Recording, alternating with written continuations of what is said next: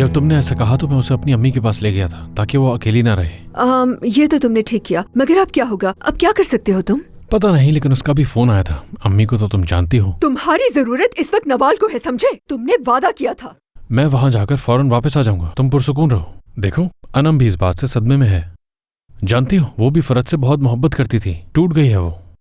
नवाल के पास तो हम दोनों हैं, लेकिन उसके पास तो कोई नहीं है। अच्छा ठीक है, सही कह रहे हो, जाओ। चलो मैं फिर आता हूँ।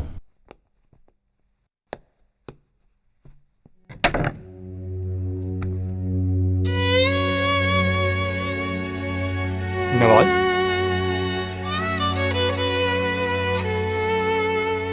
फरहाद, फरहाद, फरहाद,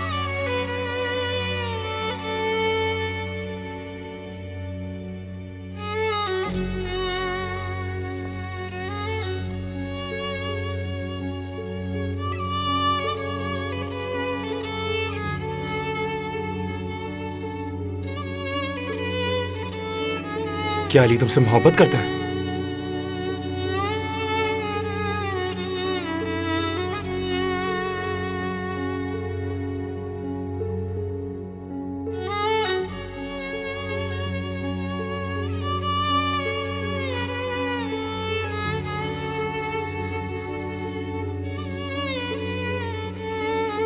फरहाद, नहीं जाओ छोड़कर मुझे, छोड़ना मत मुझे।